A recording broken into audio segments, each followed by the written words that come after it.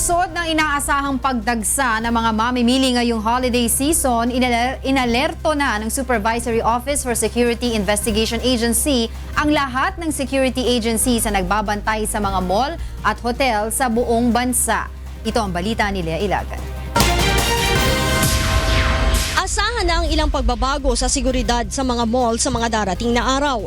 Ayon kay Supervisory Office for Security Investigation Agency na siyang nangangasiwa sa mga security agency sa bansa, bukod sa masusi ng iniinspeksyon ng mga guard ang bag sa entrance ng mall, magsasagawa na rin sila ng profiling sa bawat pumapasok.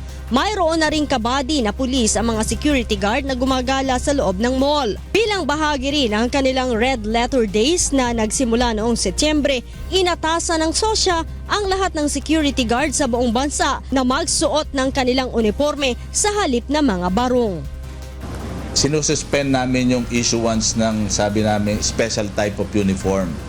They are required to wear the prescribed security guard uniform as a deterrent sa would-be perpetrators ng theft, robbery, and other untoward incident. No? Sinabi ni SOSYA Director Police Senior Superintendent Mario Espino na magkakaroon ng surprise inspection sa malls at hotels. Kaya't binalaan ito ang mga security agencies na hindi sumusunod sa kanilang mga pulisiya. SOSYA and the Civil Security Group conduct post-inspection to all these establishments just to make sure they are really up to their security operational procedures, yung kanilang target hardening, kung talagang ini-implement nila.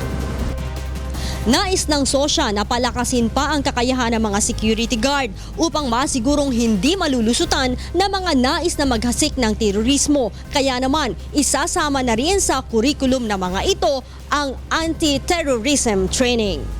Lea Ilagan, UNTV News and Rescue. Camp Crame.